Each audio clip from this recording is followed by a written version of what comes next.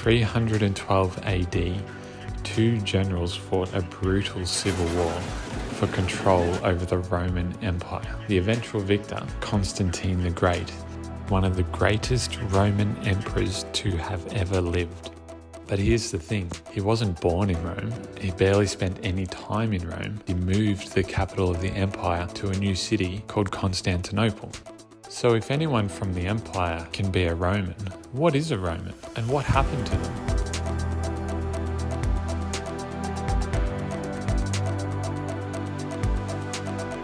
The story begins in the first millennium BC, where the Romans are Latin-speaking peoples who occupy the 7 hills of Rome. What the Romans were known for is being a very hardy, salt-of-the-earth type of people. From the beginning, they're also very happy to accept new groups of people into their city. Claudian's one of the typical great Roman families. They often claim their descent from the Sabines, which was a tribe that were not Roman, but from sort of up in the hills.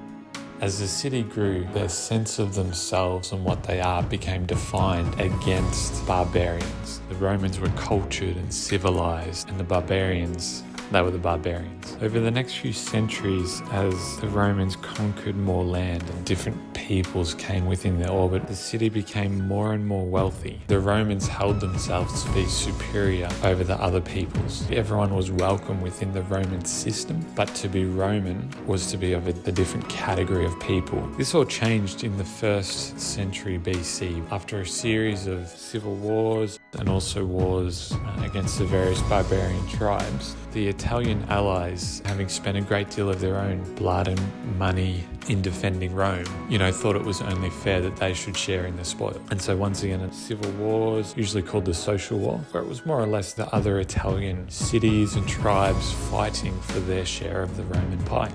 They were granted full citizenship rights. A few decades later, Julius Caesar even extended that citizenship to Gauls in northern Italy. This was a big step because, the Italian allies were often Latin or they were maybe Greek-speaking, very closely related to the Romans, whereas the Gauls or the Celts, been a part of the empire for so long, and there was this cultural exchange that brought them closer and closer to being Roman. You could say it was the first step down the road of making Roman not so much an ethnic identity but a political one. And then as the Republic faded away and became the Empire, eventually in the early 3rd century AD, one of the emperors granted citizenship to all freeborn males within the Empire. You could be someone living in Rome, you could be a Greek person, you could be in Egypt, Celtic from Syria, but you're also a Roman citizen. Over time in people's minds, it changed the idea of being Roman to a political identity,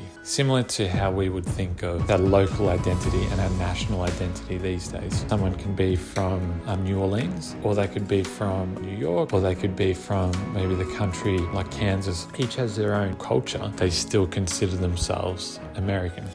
The empire became increasingly split between an eastern half and a western half. Now in the east, that was the richer half of the empire, and it was also the older half. Cultures and identities that were deeply ingrained. The idea of being Roman, people never really adopted that. Whereas the western half, in terms of urban society, it was nowhere near as developed, and it also wasn't as wealthy, so it was like the weaker half of the empire. Being Roman became part of your local culture, rather than just an avenue for you to exercise your political rights. After centuries of cultural mingling, old identities faded away. The empire fractured into smaller successor states, barbarian kingdoms. Often they would maintain Roman power structures. The Senate in Rome continued functioning well into the 7th century, 200 years after the fall of the empire, and many even acknowledged the Eastern Emperor as their emperor. They were Roman agents in Italy for the emperor, officially at least. In reality, they were their own thing. Two things happened. One, the idea of being Roman reverted back into an ethnic identity. And the second thing that happened is the eastern half of the empire didn't fall. It continued on. The people still considered themselves Roman. Justinian Justinian was an Eastern emperor who lived a generation or so after the fall of Rome. One of his ambitions was to try and restore the entire empire that they called the Justinian conquest. His top generals conquered large parts of North Africa. They also reconquered Italy. For the remaining Romans, if Justinian conquered Rome that was officially still a part of the empire, then how was it Roman?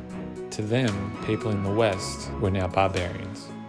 The eastern half is still very ethnically diverse. You've got the Greeks, Egyptians, you've got North Africans now. These guys are interacting with the Arabs, interacting with the Persians. Although citizens within the empire are Roman. And so in the West, going into the Middle Ages, Roman began to refer to people that live in Rome.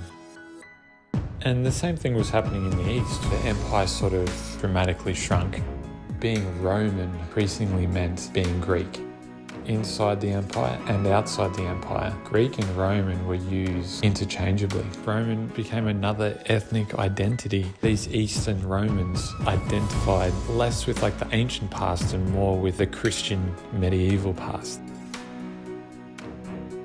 The Ottoman Turks captured Constantinople. For the first time since the 700s BC, there was no Roman political state.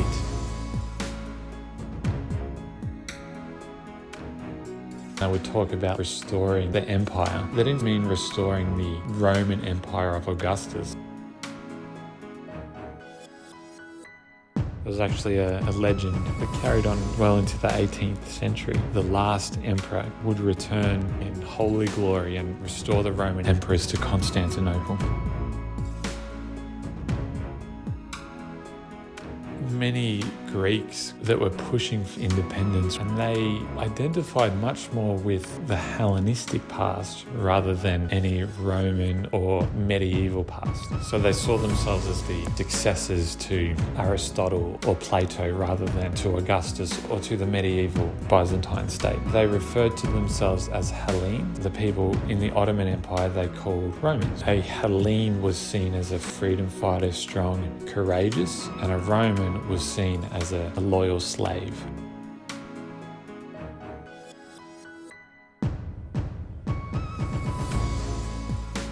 Where are the Romans now? Big reveal, they live in Rome.